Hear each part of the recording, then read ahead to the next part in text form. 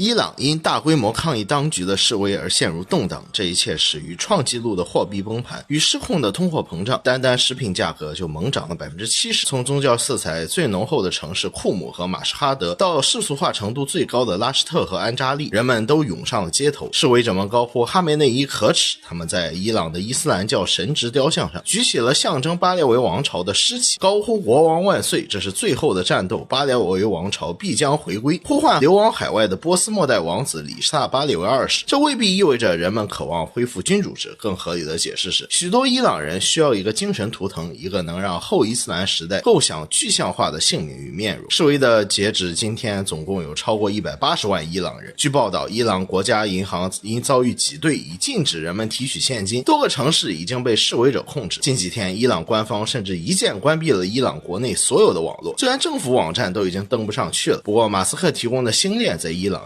依旧有效。我们现在看到的很多消息都是通过老马的特供免费星链传出来的。特朗普也发声了，他说如果伊朗的教士们暴力对待示威者，伊朗将受到美国非常严厉的打击。于是示威者们甚至将德黑兰的一条街道改名为特朗普街。现在伊朗人开始大幅摧毁象征伊朗神权统治的清真寺，单单德黑兰就至少有25座清真寺被伊朗人自己焚毁。伊朗人为何对最高宗教领袖哈梅内伊感到不满？伊朗的最低月薪现在为90至120美元，而平均月薪则在200至400美元之间。目前一个家庭的基本生活开销已达到200至400美元，这意味着仅靠工资，伊朗至少有 30% 的家庭无法负担食物、房租和水电等基本支出。超过1/3的伊朗人如今生活在月收入仅2700人民币的贫困线以下，1/3的教师收入勉强相当于1700人民币。物价每天都在变，很多人已经不吃肉了，许多家庭即使能买肉，每月也只吃得起一次。天灾与人祸共同降临了伊朗，干旱变得越来越频繁和严重。该国水文学家表示，伊朗濒临水资源破产的边缘。再加上截至25年年底，伊朗里亚尔对美元汇率暴跌至145万比1，货币彻底崩盘。曾在1979年伊斯兰革命中为伊斯兰革命者们提供了资金支持的德黑兰大巴扎的商人，甚至都关闭门店以抗议。要知道，这可是这个伊朗社会最保守的阶级，是伊斯兰政权的基本盘。当这个阶层都开始反对政府时，意味着现政权的合法性已然崩塌，绝非经济政策所能修补。当一个政权无法阻止其货币贬值，这不仅仅是在经历经济波动，而是在眼睁睁看着自己的公信力在众目睽睽之下化为乌有。示威活动随即在伊朗国内迅速蔓延，在72小时内从设拉子、伊斯法罕、库姆等城市扩散到了国内的几乎所有地方，甚至包括传统上较为平静的地区。我看不出伊朗经济的问题能很快被解决，更多不满极有可能继续涌现。有趣的是，无论国家发展是先进还是滞后，从美国到伊朗，民众的社会关切与抱怨最终都殊途同归。生活成本、薪资增长，归根结底是对生活品质的追求。所有的问题到最后都是经济问题，没钱了，管你什么理论什么主义，经济管理不善、货币暴跌、高通胀、水资源危机，这些问题只是一个层面。大多数人对伊斯兰共和国越来越感到厌倦，他们渴望一个更好的替代品。伊朗与大部分伊斯兰世界的社会构成截然不同，在阿拉伯世界有许多半世俗化的政权统治着日益原教旨化的穆斯林社会，然而在伊朗是一个原教旨伊斯兰政权统治着一个日益世俗化的年轻伊朗人组成的社会。在抗议中， Z 世代也就是20多岁的年轻人占据显著的地位，他们将这视为一场为未来而战的斗争。他们可能不那么关心由什么或谁来取代当前的神权，只要有所不同能带来希望就行。不过基于以往经验，我认为当前伊朗的示威活动不会很快导致伊朗政权的更迭。虽然有一些不满的抱怨，但伊斯兰共和国的精英和既得利益集团们依旧团结。飞往俄罗斯的航班上或许会有黄金，伊朗的寡头和神职人员可能正在策划一些假期，但截至目前还没有人离弃这条船，即便是警察或情报部门也不例外。这个伊斯兰共和国经历过足以击溃它意识形态的多次危机，其存续至今的根源在于它本质上并非普通的国家，而是一台精密的生存机器。伊斯兰革命卫队及其附属组织的核心使命并非治理这个国家，而是将整个社会挟持为人质。只要强制力量保持统一，货币崩盘与民众怒火并不必然导致政权的颠覆，而只是伊朗神权政权一步步滑向无法控制伊朗社会的写照。总有一天他们会撞到谷底，但没有人能提前知道这何时会发生。不过我们现在是否正在目睹伊朗神权政权终结的开端，这已经不再是一个荒诞的问题。当一个经济体衰败至无法挽救，当不满由经济诉求转变为政治诉求，当传统的集市不再配合。当高压统治机构内部开始出现服从的裂痕，那么事态发展的速度可能会让那些毕生预测这些变化的人也感到惊讶。如果内外力量以迄今为止难以预料的方式联合，它甚至可能在2026年发生。目前许多伊朗人希望后续能建立一个基于世俗法治的新伊朗，但在抗议四起、血腥场面不断的这些黑暗日子里，这似乎还遥遥无期。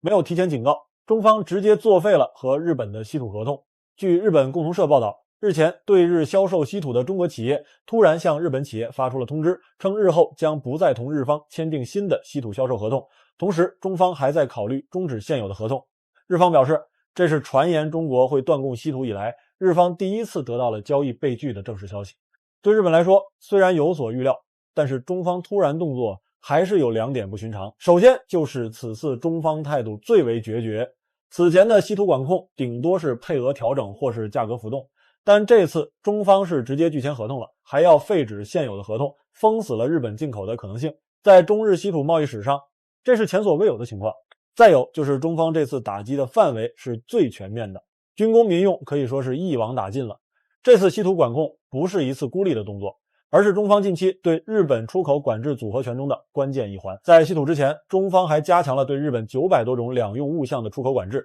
这些管控材料看似分散，但实际上都是日本高端制造以及军工产业的命脉。中方这种多个领域同时发起攻击的模式，就是要让日本补都补不及。中方接二连三的出口管控动作，就是对高市政府挑衅言论的直接回应。我们这次选择把稀土作为切入点反制，也是第一次明确把经贸工具和遏制日本军国主义绑定了起来，彻底打破了所谓稀土和政治脱钩的传统认知。站在中方的角度来看，我们这一招不仅仅是简单对高市挑衅言论的反制，更是对日本复辟军国主义野心的一次釜底抽薪。在今年的新年贺词中，高市再次提及重振日本军工，他的计划不仅仅是增加日本的防卫费，还要为军工出口拓展对象，而目标群体就是中国周边国家。他的目标就是通过军贸合作构成对中国的包围，最终实现压缩中国的战略空间。他漏算的一点是，这一切扩张计划的基础是日本的高端制造和军工产能，而这些产能的核心命脉又被中国牢牢地掌握在手中。如今中国的管控就是要掐断他们扩张的动脉，让他们的扩军计划彻底变成无米之炊。除了军工之外，他们民用的高端制造业同样难逃冲击。就拿新能源汽车来说，驱动电机的核心部件就是稀土永磁体，一个电机对稀土的消耗量是2到3公斤。在全球新能源汽车市场竞争已经进入白热化阶段的情况下，一旦日本因为稀土短缺而停止生产，日本车企将错失大量的进场机会和市场份额。这场突如其来的稀土危机已经把日本政坛搅得方寸大乱，高市早苗更是急得像热锅上的蚂蚁，只能靠扯着嗓子说几句硬话，妄图逼中方回心转意。他指责中国是不正当的贸易施压，却从头到尾都没提自己此前多次发表挑衅言论。中方从加强两用物项管控到稀土合同作废，每一步动作都有明确的预警信号，是高市政府揣着明白装糊涂，非要往撞线上凑。如今自食恶果，喊什么口号也挽不回局面。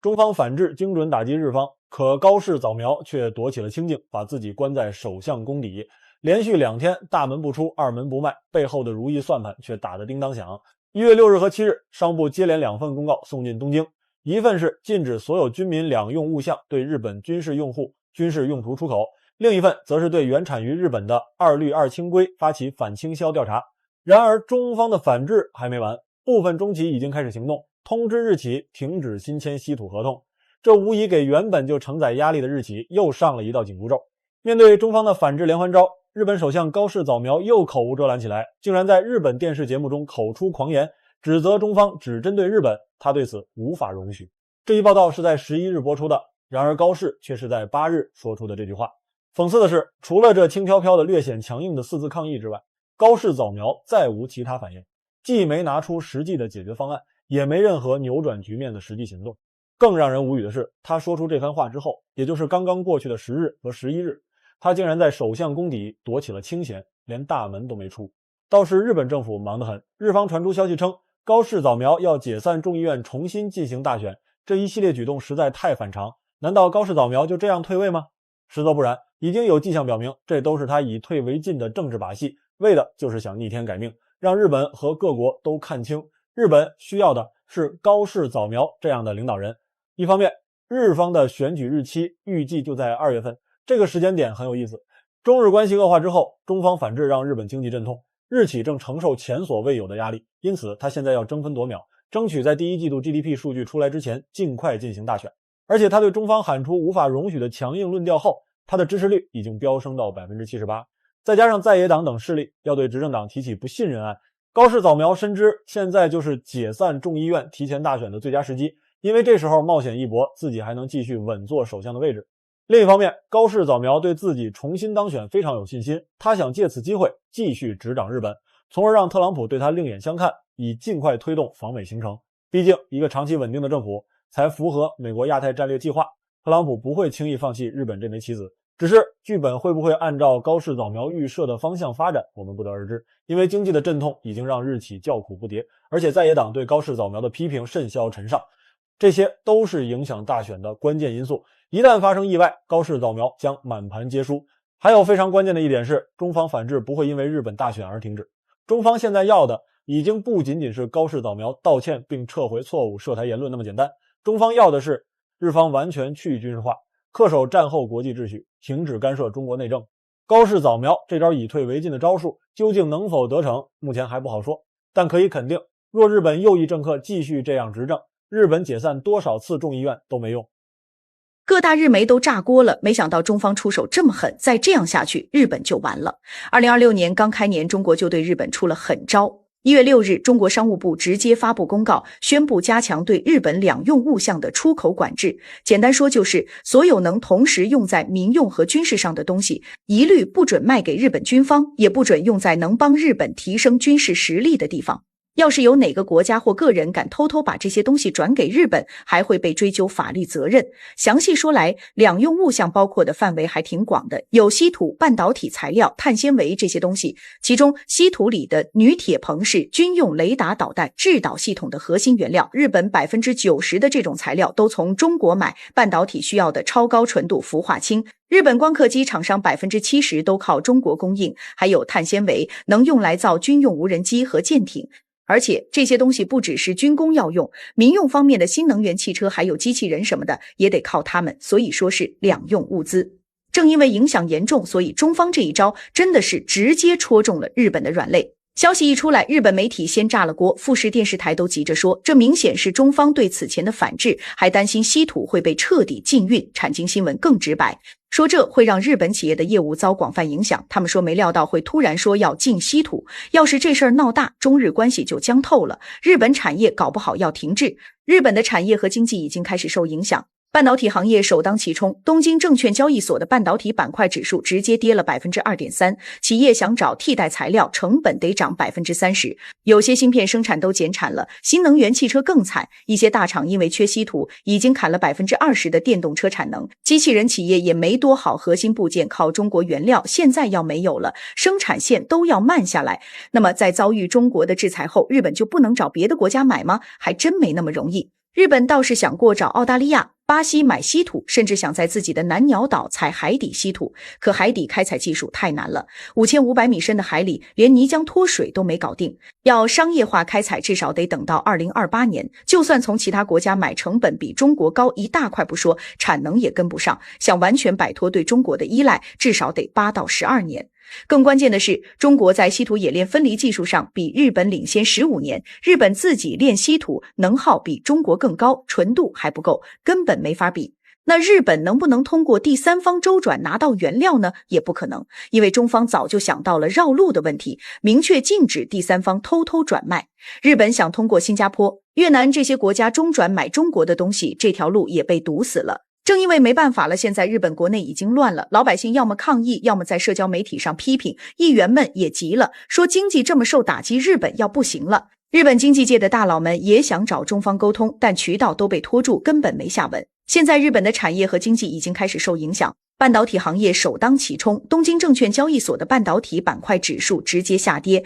预计以后企业想找替代材料，成本得涨1/3，有些芯片生产可能只能减产了。新能源汽车更惨，一些汽车大厂如果缺稀土只能减产，机器人企业也没好到哪儿去。安川电机本来有 40% 的核心部件靠中国，这一下断了，整个生产线都要慢下来。以后要是这种管制持续，损失还会更多。有机构预测，要是这管制持续3个月，日本得亏6600亿日元 ，GDP 要降0.11%。要是持续1年，损失直接飙到2.6万亿日元 ，GDP 得跌0.43%。要知道，日本经济这几年本来就基本停滞了，这下一打击更是雪上加霜。其实中方的态度一直很明确，就是中国不想跟谁对抗，也愿意和其他国家互利共赢，但在核心利益面前也绝对不会妥协。所以说，未来这事儿的走向全看日本怎么做。要是高市政府还不回头，继续在涉台问题上挑衅，继续搞军事扩张，中方肯定会加严管制，到时候日本的产业链只会更惨，经济损失也会更大。相反，要是日本能正视历史，遵守一个中国原则，别再搞军事扩张，回到和平合作的轨道上来，中日之间还有商量的余地。总之，不是中国主动找事，是日本先做错了，中方只是拿出自己该有的立场。未来中日关系怎么走，就看日本能不能认清现实了。